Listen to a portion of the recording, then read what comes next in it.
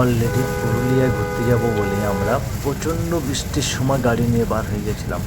বাইরে যে মরশুমটা ছিল, দুর্দান্ত একটা মরশুম, প্রচণ্ড বৃষ্টি, এবং তারপরে পেরিয়ে চলে আসলাম এমন একটা জায়গায়, পুরুলিয়া ইন করছি, সেখানটা পুরো শুকনো আকাশ, রোদ আর রোদ, চারিদিকে প্রকৃতি, দুর্দান্ত একটা প্রকৃতি।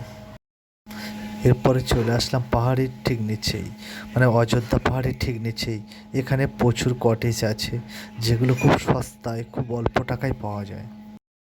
আর এখানকার রুমগুলো দুর্দান্ত, দুর্দান্ত রুমগুলো, আপনার পছন্দ তো আসবেই আসবে। তাহলে আর দেরি কিসের, আপনিও আপনার ফ্যামিলি সবাইকে নিয়ে চলে আসুন অযোধ্যা পাহাড়ের এই সুন্দর দৃশ্য দেখতে। অযোধ্যা পাহাড়ের ঠিক নিচেই যদি রুমগুলো পান তাহলে কেমন লাগবে। অপোজিটেই আর একটা কটেজে, যেখানে আপনি খুব সস্তায় অনেক রুম পাবেন, এবং যে রুমগুলো বারান্দা আছে, সেই বারান্দা দিয়ে বসে আপনি সমস্ত পাহাড়ে ফিলিংটা অনুভব করতে পারবেন। অপূর্ব দৃশ্য, আপনি না দেখলে আপনার খুব খুব মিস করবেন এটাকে।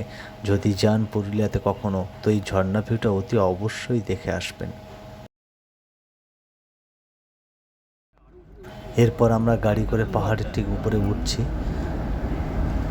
অনেকটা সময় লেগেছে, এবং পুরো পাহাড়টা রাউন্ড দিয়ে ঘুরে ঘুরে ঘুরে ঘুরে ঘুরে ঘুরে উপরে ওঠা, তো একটু টাফ, বাট বেটার এনজয়। আর এই জায়গাটা আরও দুর্দান্ত দুর্দান্ত।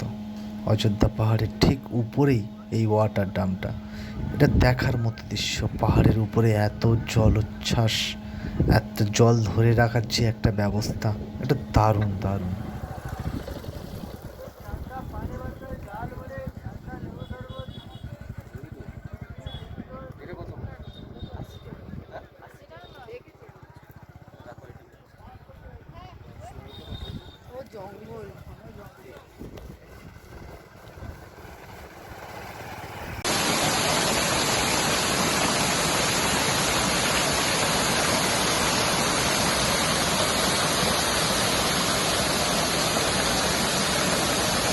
এবার আমরা চলে আসবো পুরুলিয়ার নতুন একটা জায়গায়, যেটা মার্বেল লেক নামে বিখ্যাত। এই মার্বেল লেকটা পুরুলিয়া বুকে খুব খুব বিখ্যাত একটা জায়গা। আপনারাও দেখতে যাবেন, খুব আনন্দ উপভোগ করুন।